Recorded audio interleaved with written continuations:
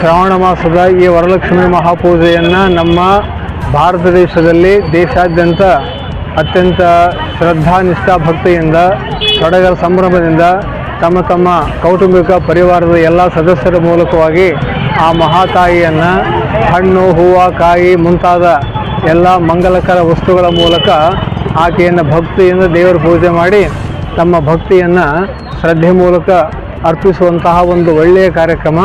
ಇದರಲ್ಲಿ ಅನೇಕ ಮುತ್ತೈದೆಯರು ಒಂದು ಕಡೆ ಸೇರಿ ಬಂದಿರುವಂಥ ಮುತ್ತೈದರಿಗೆ ಉಡಿ ತುಂಬುವುದಾಗಲಿ, ಬಳೆ ಕೊಡುವುದಾಗಲಿ, ಇನ್ನಿತರ ಮಂಗಲ ವಸ್ತುಗಳನ್ನು ಕೊಡುವುದಾಗಲಿ ಈ ಪ್ರಕಾರ ಕೊಟ್ಟಾಗ ಸಾಕ್ಷಾತ್ ಮಹಾಲಕ್ಷ್ಮಿಯು ಪ್ರಸನ್ನಳಾಗುತ್ತಾಳೆ ಎನ್ನುವಂಥ ಒಂದು ಭಾವ ಇದೆ.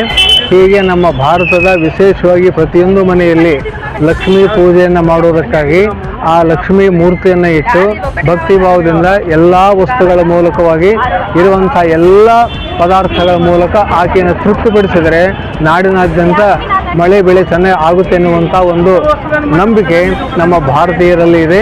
ಈಗ ನಮಗೆ ಸಂದಿಗ್ಧ ಪರಿಸ್ಥಿತಿ ಇತ್ತ ಮಳೆಯೂ ಇಲ್ಲ, ಆ ಕಡೆ ಮಳೆ ಜಾಸ್ತಿನೇ ಇಲ್ಲ, ಆದರೂ ಕೂಡ ಸಾಂಪ್ರದಾಯಿಕವಾಗಿ ಬೆಲೆ ಜಾಸ್ತಿನೇ ಇದೆ.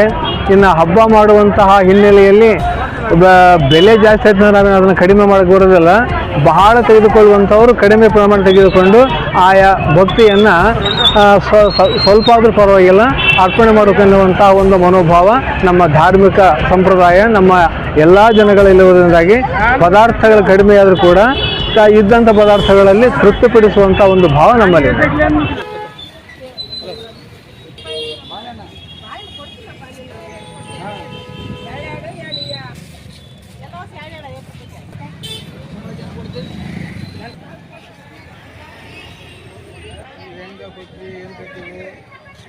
ಇದು ಹಬ್ಬದಲ್ಲಿ ವಿಶೇಷ ಕಾರ್ಯಕ್ರಮ. ಒಮ್ಮೆ ಮಾತಾಡ ತಗೊಳ್ಳೋದು ಬಿಡೋದು ಆಮೇಲೆ ಇದಾವ.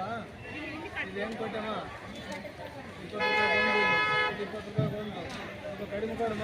ಏನು ಮಾಡಬೇಕು?